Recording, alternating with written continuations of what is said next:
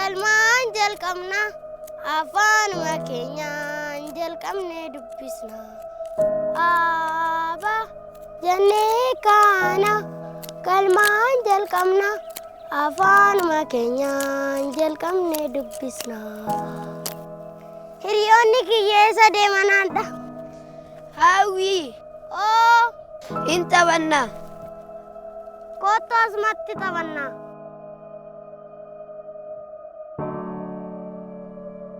eessatti badde achiin taphachuu deeme bara ati eessatti badde achi taphachaa ture ani horiin tiksaa ture egaa amma maal taphannaa kunyoriyaa kunyur tokkichaku dhageetu magaalaa yaashii talagugaa burqaanti kadhate darbalee kulkalata bitaa boojjiree yaalii boorafiyallee ergaa baraloltaa yaalii yaanta lafugaa turkuu harree qabiyaa jaalata harree ati harree mala harree nusi siivan ati hawwiin kee maali ogeessa seeraa tombo tullu atoo ani injineeraan ta'uu barbaada caalaa ani immoo dooktora ati immoo nu gaafatte atoo hawwiin kee maali hoggaan barnoota fixe moo hospitaala ijaarsisuudha ni hojjetamoo ni ijaarsisa maal isin bari yaada gaarii fidde maalti golfe kun yaada gaariidha yaada gaariidha miti isin ni jaartu isin yaada kana diisaa kizee dhaqqabsattan barachumatti itti akkamatti nuti moo akhimni biraa guute qaysi maal raaqon isin jaartu nuti jaartuma isin bee isin oduun taane asoitanii ani horiin kiyyana jalaa kute kiyyarnaa deebisi ijool akkam ooltan jirtu siifuu agartaniittu achi gama sammoo tole isa guddadha siifuu bareedduu koo handala koo ma bareedduu koo hangara bittii koo saree koo aduu sijjeeti miti qilleensi isaas qilleensaa miti bar dandeeti waa nyaattee deebita tole kottu gara bittii koo saree koo kosh caalaa ture meeko biraan dhaqa caalaa horii kiyya naa deebistee osoo harmeen jiraattes akkanumatti wajji deema yaade harmeetoo na kottuu dafeetii osoo haffifiktuu hawwii boossa jirti balmeelaas isin yeroon dokkuma boosatti hospitaalitti mul'ata saniif boojjii bara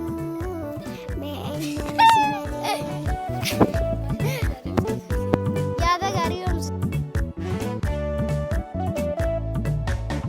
kottu mi amma horiirreenya deema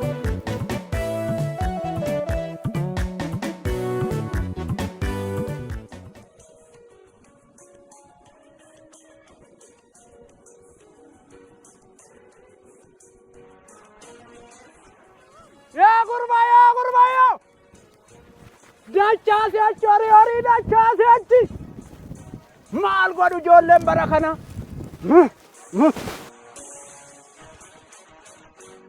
baadiyyaa biyya koo ganda dhalootaa koo baadiyyaa biyya koo ganda dhalootaa koo sirraa fagaadhollee carraa jiruutiin siin dagaadhu maal taate dhala koo maal taate nama sirkute maal taate re harmee koo yaade waan akkasii yaadin siin hin jenne mee kottu mee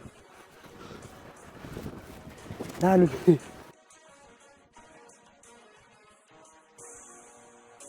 shumburaa kana argite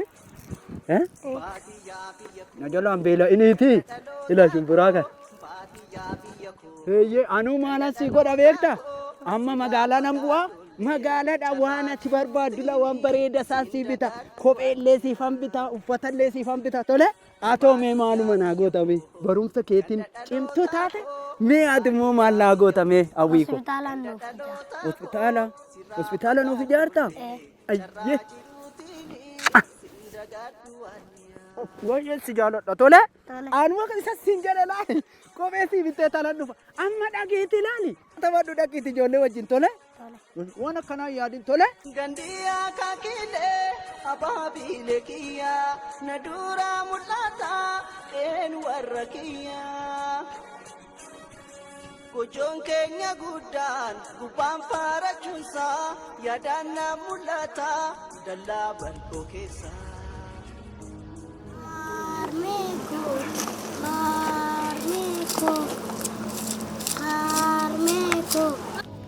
Hawi! Hawi! Mucayyoon kun dhageessu. Hawi! Maal hojjetaa jirti? Hospitaalaan ijaaraa jira. Hospitaala? Hospitaala ijaarta? Maal waan adda biraa yaadne amma hospitaala ijaarta? Waan biraa yaaddu? Meera amma abbaan kee? Warra achaan horiiraan nukutu. Hospitaala? Hospitaala? Hin dandeessu naan jedha. Inumaan ijaara. Inumaan ijaara.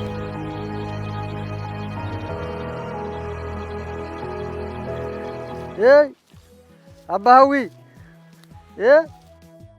Maal hojjetta micoo? Hospitaalaan ijaaraa jira. Hospitaala? Rakkoon keenya kana. Jabaadhu. Ishoo. Biddeen nama qubseera irratti beeksisaa. Jabaadhu micoo. Asheeta naa kenni. Ooduu micoo.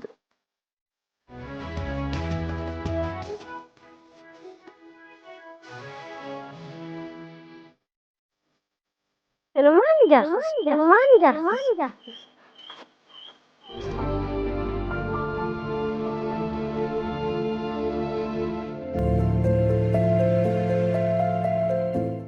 Akkam jirtu? Akkam jirta? Nagaami? Naguma? Akkami? Nagaadha. Jirra Door. kuno. Hayyee. Nagaadha. Galatooma.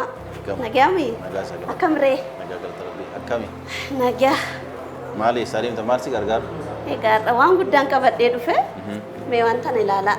Tole waan kun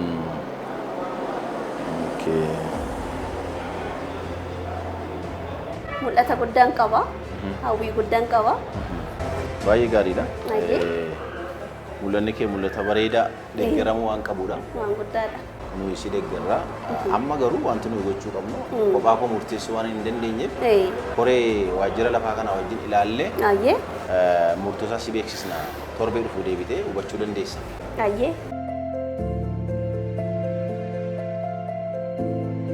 Kunoo beellama koo eeggadheen dhufee jira. Mee akkam naa ta'e? Egaa nus akkuma ati har'atti si beellamne yeroo darbe kanas yaadannee amma koreedhaan ilaallee turre. Koreenis kana baay'ee yaada gaariidhaan yaada tokkodhaan murteessine. Kun faayidaa uummata keenyaati. Uummanni keenya itti gargaaramuu qaba waan jennu. Mootummaan illee kana gannuu buusanii waan jiraniif kanaan dursa kennaa waan jedhamee jiruuf kun amma si mirkaneessineerra. Mirkanaa? Galatoomi ayyee. Galatooma. Tole ati galatoomi jabaadhu. Tole galatooma. Ayyee. Tola. Abjuun kee kun immoo milkaa'uusaa baay'ee natti tole baay'een gammade dhugaas. Yeroo hundaa inuman haasaa mitira. Har'a immoo har'a milkaa'uu fi milkoomuu. Laal gammadee akkasuma qabadhee dhufe. Dhiifama guddaa. Siifu. Jijjiiramtee jirtaan dhugaa. Dhugaa baay'een isin yaade. Fayyaa keetii maanni baay'eetti bareede. Caalaa simaa akkana guddaa. Tulluu akkam nagaami jirtu. Isheen lalisee yookaan leelloo jettanii yaamuu dandeettu hiriyyaa tiyya baay'ee jaaladhu jechuun erga isiniin adda ba'een booda yuunivarsiitiitti waan hedduu wajjin dabarsine ka yeroo hundaa siifan akkas jettee maal jettee sitti jedheeti sitti himu siifan isheedha. Caalaan immoo jira. Kun olaal siifuu atis dhagaye. Tulluun silaa beeka. Yeroo baay'een bilbilaaf ture. Atis yeroo ani hospitaalaa ijaarsa jedhu calliseetumaan hawwima akkasuma lafaa ka'e sitti hin fakkaatin. Sinillee akkasumatti isinitti fakkaata miti. Tullinis akkasuma na deeggarta malee maalirraa ka'ee hospitaala ijaarsis akkaan jedheetiin hawwii godhadheetiin ka'een beektanii miti. Ijoollummaatti dur jechuudha. Akkaataatti duutee beekuu baadhus abbaan koo natti hima ture. Harmeen tiyyaa obboleessa koo ulfa taate yookaan obboleettis ta'uu dandeetti. Cimimsuun itti dhufee osoo hospitaala hin gahin karatti akkasiin amrii taatee natti hima ture abbaan kiyya jechuudha. Osoo hospitaala ijaarsisee tarii namoonni akka harmee kootii ta'an hedduun isaanii achi keessatti yaala argatu laata akka jedhu daa'imuma kootitti waan sammuu kiyya keessatti uumame santu yeroo hundaa yeroo isin an injiinaran ta'a ani immoo dooktaran ta'a ani immoo akkasiin ta'a jettaniitiin gaafa isin haasoftan ani immoo iyyuu hospitaalaan ijaarsisan jedha ture miti. Ati man gaafate atoo hawwiin kee maali? Hoggaan barnoota fixe moo? Hospitaala ijaarsisuu. Hospitaala ijaarsisuudha. Kanaaf ani haadha malee akkaan guddadhuuf abbaan koos immoo iyyuu cinqaaf dararaa meeqaan akkana guddisuuf ka ta'e kanaaf hospitaalan ijaarsisa jedheetiin gaafan an dubbadhu waa malee akka hin taane hubadha. Namoonni hedduun gaafanaan hawwii koo kana itti himu ati moo ati dandeettee hojjetta ati hospitaala ijaaruuf moo ati akkas ta'uuf moo jedhaniitiin natti qoosu ture. Hawwi maal hojjetaa jirti? Hospitaalaan ijaaraa jira. Hospitaala? Dhageettanii miti? Kanaaf hawwiin koo kun inuma dhugooma ijaarees isinitti agarsiisa. Hawaasni akka keenya akka maatii keenyatti rakkate immoo iyyuu akka hospitaala sanitti gargaaramu abdiin qabu. Ila lafa argattaa akka isin naan jettan sanis argadheen jira. Naman gammachiisu? Namatti tola garuu lafti. Ila har'akkaa sooftan carraa isiniif hin kennu. Callisaa na dhaggeeffadhaa sirriitti. Hawwiin koo hawwii ta'ee hinafu. Inumaan ijaarsisa. Inuma dhugoomsee immoo jijjiiramee isinitti agarsiisa. Yoo dandeettan na gargaartan yoo danda'uu baattan immoo iyyuu qoosaa keessan kana narraa kaastan. Baay'een gammadee waraqaa kanas akkasumatti qabadhee kan dhufeef saniif.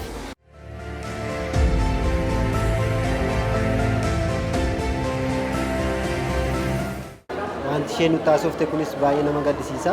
Maaliif harmeen ishee akka kanatti miidhamuu isheen irra reefu dhagaa. Yeroo baay'ee wanti isheen keessa dabarsite hin beeknu turre har'a dhageenye. Kanaaf immoo mul'anni sun dhugoomee guyyaa tokko arguuf jira. Otoo deemnee bareedaadha.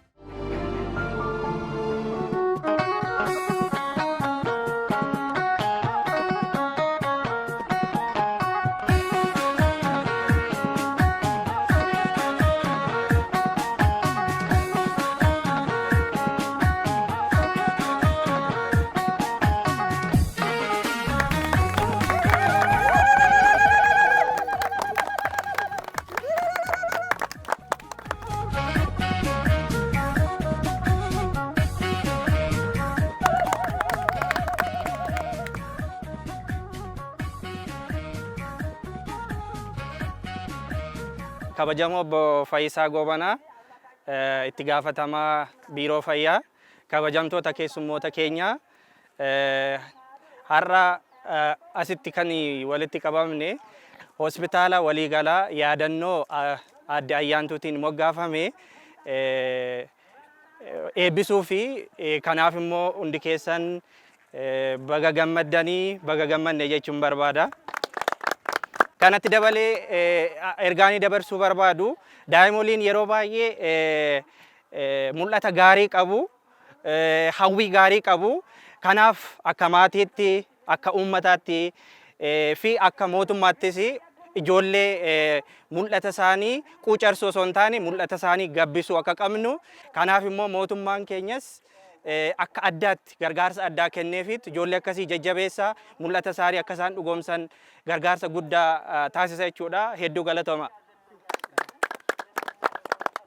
Eeyyani kaawwiin kiyya laala akkanatti gammachuu ishii galmaan gaatte maallaqa qabaachuu qofa omaan fayyadu yaada qabaachuudha. Yaadni ishii waan guguddaa yaadudha waan ta'eef kuno yaada ishii galmaan gaatte anillee gammachuun qaba. Akkanumatti ijoollee xixiqqoo yaada qaban kana irraa fuunee yoo cimsine yaadni isaanii kuno akkuma hawwii kiyyaa kana galma naa ga'uu qaba dhuga.